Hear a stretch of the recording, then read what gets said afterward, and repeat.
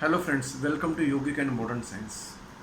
Friends, today I'll be starting with a very important topic, and because we have started creating this kind of video again after a long time because of the lockdown and COVID-19. Okay, but just 3 or 4 days back, I came across a very important article uh, which was there in Google News, and the article was about what a great scientist known as Erwin Schrödinger, okay, what he said about the Upanishad, right?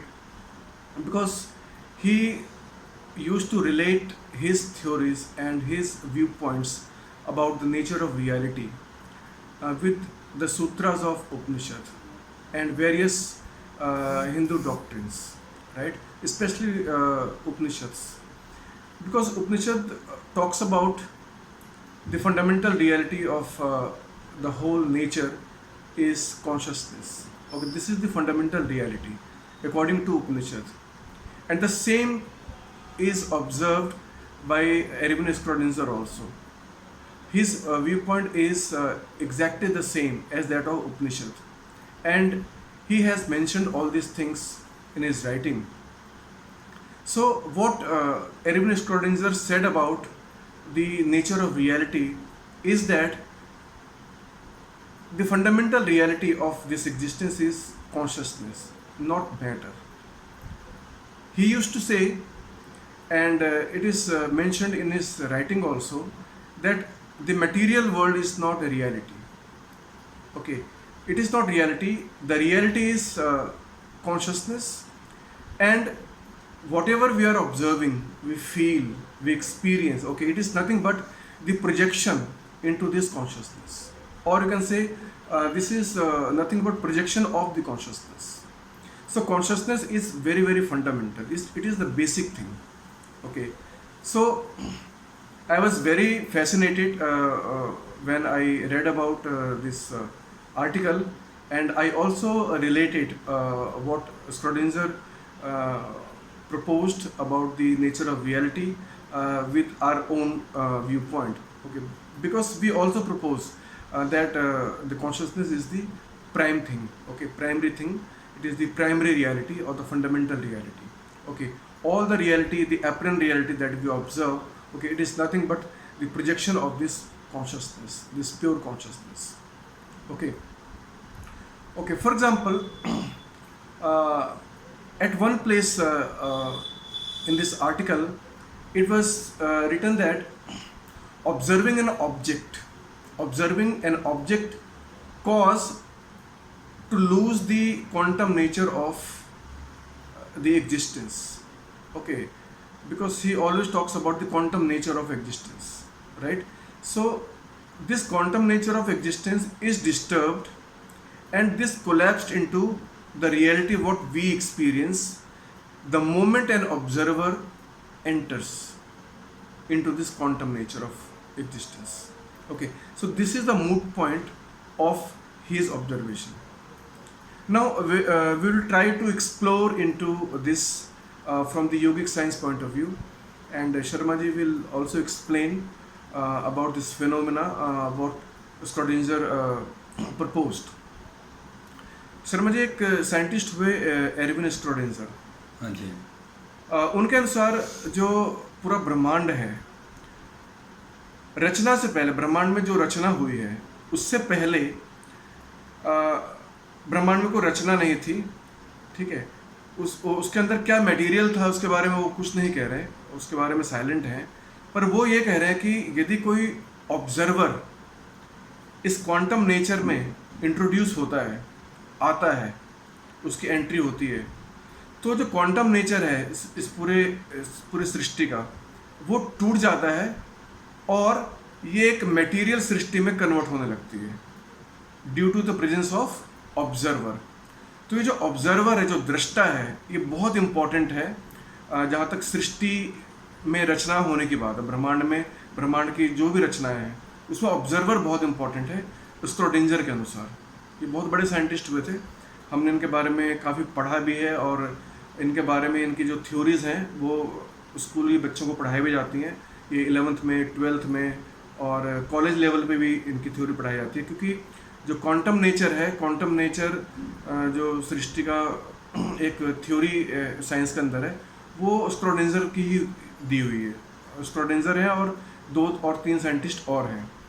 तो Schrödinger के जो विचार थे सृष्टि के लिए, वो हमारे उपनिषद और भी ग्रंथ हैं उनमें जो सूत्र लिखे हुए हैं उनसे बहुत मिलते हैं। और इस आर्टिकल में भी मैंने पढ़ा था कि जो चेतन है वो मेन चीज़ है, प्राइम चीज़ है, ठीक है। और ये चेतन ही जो है उसके चलते ही ये पूरी सृष्टि है।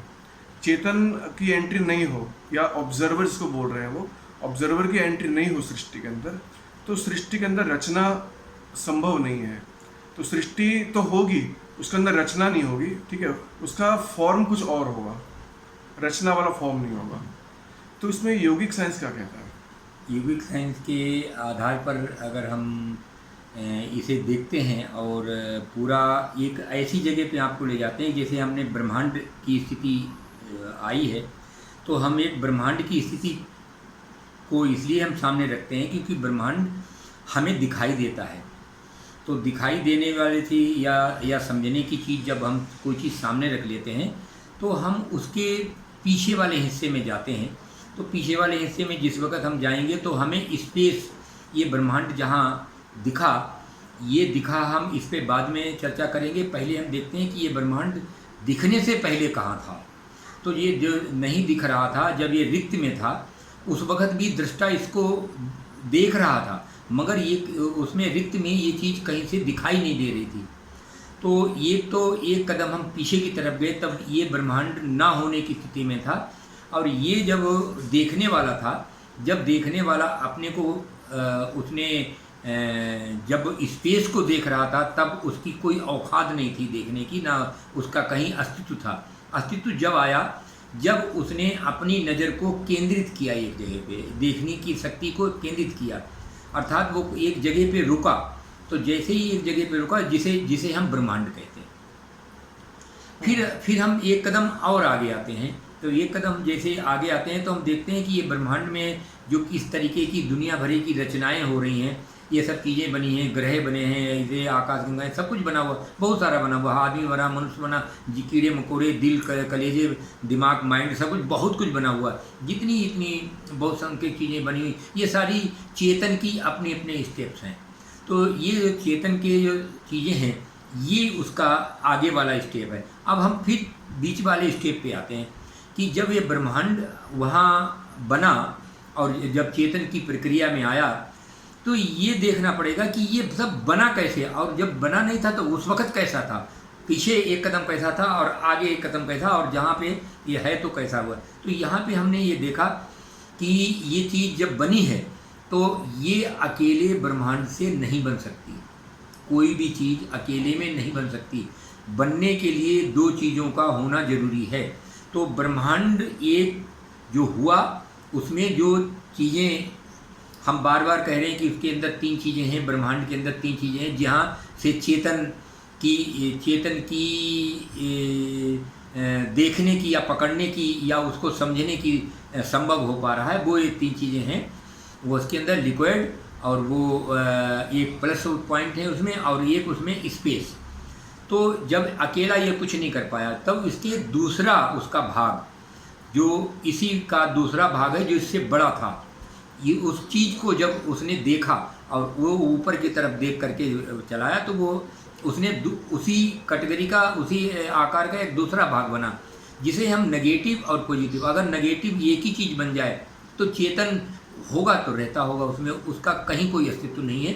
उसमें नेगेटिव चेतन तो है, उसमें चुंबकीय सिस्टम तो है, और उसमें नेगेटिव और पॉजिटिव दोनों है, मगर जब तक उसका दूसरा पीस नहीं आता उसका कोई अस्तित्व नहीं है। तो दूसरा अस्तित्व लाने के, जैसे ही दूसरा अस्तित्व आया तो उन दोनों में एक चीज़ आई सामने कि ये दोनों आपस में चिपक सकते हैं, चल सकते हैं, और ये निर्माण कर सकते हैं, और रुक करके अपने को ये अलग अलग भी कर सकते हैं। तो उसमें ये चीज़ें आई। फिर उसमें ये चीज़ आई कि ये जब नीचे की तरफ गिरता है तो गिरते हुए तो अधिक वहाँ पे उसका घनत्व है, ऊपर ये रुकता है, हल्का पीस है, तो इसलिए उसमें ये दूसरी सिस्टम आई। तो हर चीज़ों की दो चीज़ें लेकर के जब तक निर्माण होता है, निर्माण को जो हम काल्पनिक कहते हैं, और इन दोनों चीज़ों को अगर हम जान लेते हैं तो हम इन्हें चेतन कहते हैं। चेतन दोनों को मिला करके चेतन का निर्माण होता है। एक को अलग अलग कर दिया जाए और अलग रख दिया जाए, अकेला ब्रह्मांड रख दिया जाए तो निर्माण नहीं हो सकता है। और चेतन का कहीं से, दृष्टा को कहीं से चेतन समझ में नहीं आएगा कि चेतन है। दृष्टा को उसको देख तो सकता है, मगर चेतन को वो किसी तरीके से प्रमाणित नहीं कर सकता, उसमें अप्रमाणित है। तो इसके लिए दोनों को नेगेटिव और पॉजिटिव का होना बड़ा ज़रूरी है। ये योगिक साइंस के आधार पर ये बिल्कुल सही है। और ये दृष्टा जो था ये स्पेस में भी था पहले, मगर वो केंद्रित होने के बाद में ये इकट्ठा होकर के आया। अब चेतन की अगर हम चेतन की तरफ जाएं कि चेतन यहाँ कैसे वहाँ कैसे, तो आप जिंदा हम हैं ये भी चेतन, मर जाते हैं ये भी चेतन, हम हवा में चले जाते हैं, जला दिए जाते हैं, गड़ा दिए जाते हैं, ये भी चेतन, वायुमंडल है वो चेतन, ये पृथ्वी जो है इतनी हार्डनेस ये चेतन, पृथ्वी का जो बाहर का ओजोन परत है ये चेतन, जो बाहर इससे चले जाएंगे, हर जगह उसकी चेतन की अपनी अपनी स्थिति है। मगर जीवन जीना और मरना ये आपकी भाषा है, और चेतन की भाषा में ये सब नहीं होता। चेतन की भाषा में ये चेतन की स्थिति है। तो ये नाना प्रकार की ब्रह्मांड में चेतन की स्थिति हैं, जिसे हम बहुत समय तक देखते हैं, वो भी बदलती हैं, और जिन्हें हम जन्म करके और मरण करके जानते हैं वो भी बदलती हैं। तो प्रत्यक्ष जो चीज़ होती है वो निरंतर हर पल बदलती है, या वो बढ़ती है या घटती है, दोनों में से कोई भी कारण हो सकता है। तो नेगेटिव और पॉजिटिव की स्थिति ये चीज़ उनको चलाती रहती है। ये चीज़ किसी चीज़ को जब ऊपर चेतन रुकता है, जो जिसे हम परमात्मा कहते हैं, रुकता है, तभी वो उसको व्यक्ति की मृत्यु हम कहते हैं। मगर ये चेतन का जुड़ना और अलग होना, ये दोनों प्रोसेस उन दोनों की स्थिति समझने में आता है, जिसे हम आत्मा, योगिक साइंस में आत्मा और परमात्मा कहते हैं, या प्राकृतिक और परमात्मा कहते हैं, या ब्रह्मांड और परमात्मा कहते हैं, चेतन कहते हैं। तो इन दोनों चीज़ों के मिलने से ऐसा होता है। अगर हम इनको अलग अलग करके जानेंगे तो हम इनको खोल भी सकते हैं और जोड़ भी सकते हैं, और इनको अलग कर दिया जाए तो इनके ये अस्तित्वहीन भी हो सकते हैं। दृष्टा को दिखाई तो देती रहेंगे, मगर कहीं से इनमें कोई चीज़ काल्पनिक नहीं बन सकती। तो यूनिट बनना काल्पनिक, वो खुद अपने में दोनों यूनिटें हैं, इसलिए वो दोनों यूनिटें हैं, तो जो बनाती हैं वो यूनिटें ही बनाती हैं। अब वो शरीर में यूनिट है, दिल है, कलेजे हैं, दिमाग है, ये यूनिटें हैं, ये सारी यूनिटें जो यूनिटी हैं, तो यूनिट ही बना रही है। जो मनुष्य है वो मनुष्य ही पैदा कर रहा है, जो जानवर है जानवर ही, पक्षी वो सब वही बना रहा है। तो वो भी दोनों अपने में यूनिट हैं। ये दोनों यूनिट को अलग कर दिया तो चेतन किसी काम का नहीं है। और दृष्टा दोनों चेतन को देखेगा, मगर उससे दृष्टा को समझ में कुछ नहीं आएगा, क्योंकि दोनों यूनिट जब आपस में मिलेंगे तब बनेगा, तब उसको भी दृष्टा को आनंद जब आता है, जब कोई चीज़ बनती और बिगड़ती है। बनने बिगड़ने में दोनों में उसको आनंद आता है।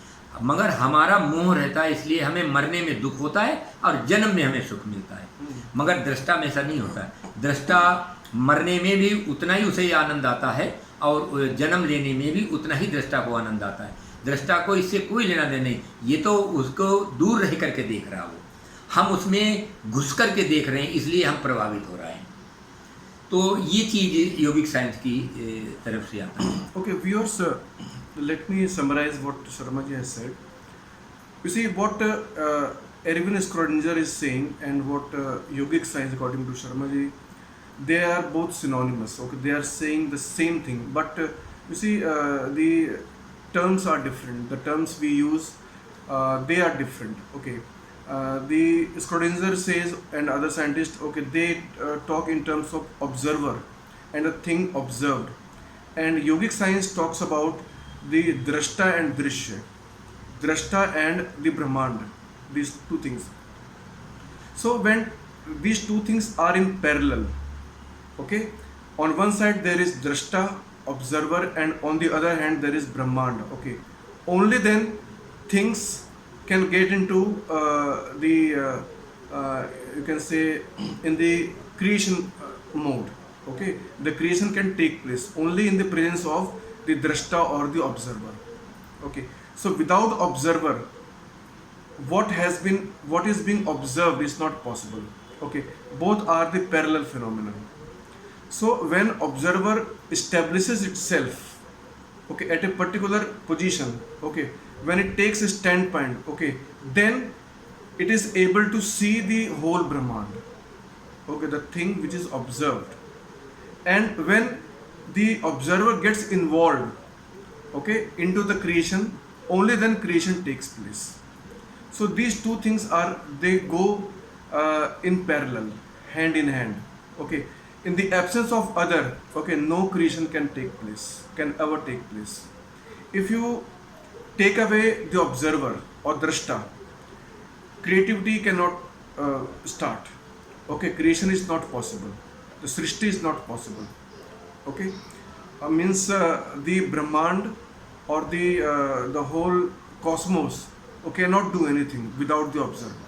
Okay, and without Brahmand, the observer cannot do anything. Okay, they will become non-existent. Okay, so at all the levels, okay, be it the grand level, okay, macroscopic level or microscopic level, these two things are necessary, okay, for any kind of creativity, for any kind of srishti, you can say. Okay, it may be the formation of galaxies, planets, it may be the formation of plants, plant kingdom, animal kingdom, okay, human beings, etc., etc. Okay, at the atomic level also. So at each and every level, okay, we have the presence of these two elements. Okay, the Chetan element, the observer, and the Brahmand. Okay, which is being observed. Okay, so what Erwin Schrödinger is saying in this article, okay, it is almost same, okay, what yogic science is proposing, okay, but their terminologies, their terms are different. Okay, they use a different term and we use different term, right?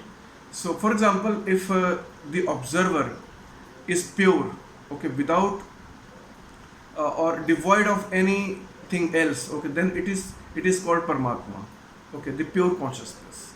Okay, but the scientists call it the pure consciousness only, or just consciousness, right? But we gave a particular name, Paramatma or Atma, like this, or Jivatma. Okay, so when the observer works within the Brahmand, okay, within this system, okay, then it is called Jivatma. Okay, so terms are different, okay, but they are saying the same thing. Okay, so that's all for today. In the next episode, I'll be coming up with some more topics, interesting topics, okay, and interesting viewpoints. Thank you, friends.